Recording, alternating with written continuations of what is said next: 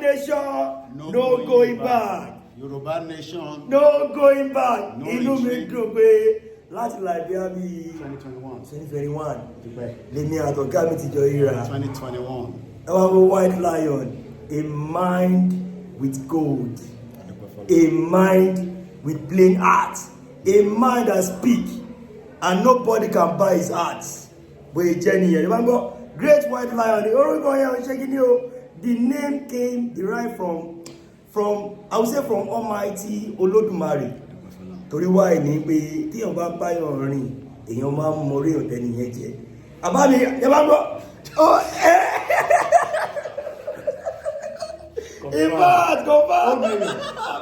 Oh, mayor. I'm so overwhelmed. I can imagine. Overwhelmed. Another thing. Almost 4 years. 4 years. 2021 was the last time. No, that was the last time. What did you test? We never relent for one day. Social media, noise maker. We are coming now stronger. Ìkan tó gbé wa ṣubú nígbà yẹn kò ní gbé wa ṣubú. In fact, I'm so happy. Oh, mayor. Orílẹ̀-èdè Yorùbá ní kíákíá. Odùduwà nation. No, àwọn kan tẹ̀ máa ń sọ ma ní pé Odùduwà kìíní kan Yorùbá confusion. Ẹ má dá confusion sílẹ̀. Ọba Aláàfin kábíyèsí o. Ọba Ọ̀ní kábíyèsí o. Àwọn méjì yẹn wọn ò lè bára wọn jà. Tíjà bá ń wáyé láàárín àwọn ọba tó dàbẹ́ pé wọ́n strong, àwọn olóṣèlú ló wà ní àìlè. Àwọn Fúlàní tó wà láàárín àwọn ọmọ Yorùbá táwa dẹ̀ ń rò pé ọmọ Yorùbá láàárín lè àwọn ni wọ́n ń design ẹ̀. Ẹ má fọ fẹ́nìtì.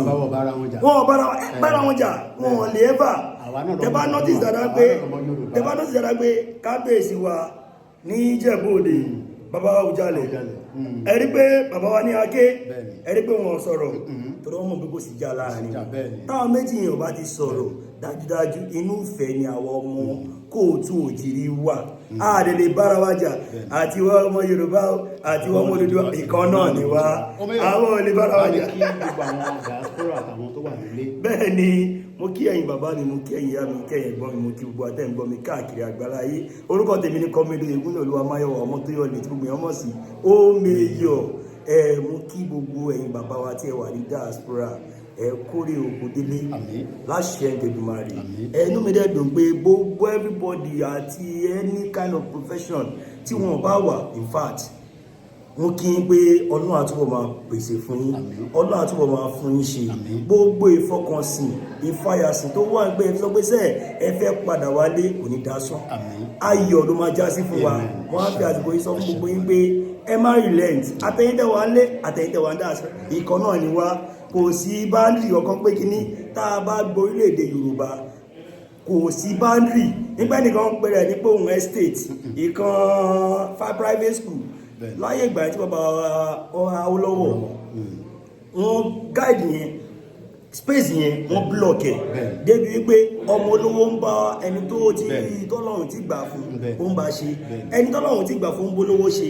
Òun ní bàbá MKO Abíọ́lá tó náà fèrè sí ibi àti fẹ́ tó bá rí bẹ́ẹ̀ ni kò ní rí fẹ́. Àwa dúpẹ́ lọ́wọ́ Ọlọ́run pé Ọlọ́run àti mo máa fún ìṣùgbọ́n ẹ̀tẹ́ wà ní diaspora àbùnítolókun àbùnítọlọ́sà ibi tẹ́ tí mo kò ní tán bẹ́ẹ̀ o. Ọlọ́run adé tí mo máa pẹ̀lú bá mi white lion, the great white lion. Èní ní 8 June 2025 wọ́n tún ṣojú di ọba lẹ́nìí.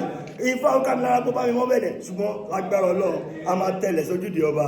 Àwọn wọlé bọ̀ bó ṣe jẹ́ nìyẹn. No going back.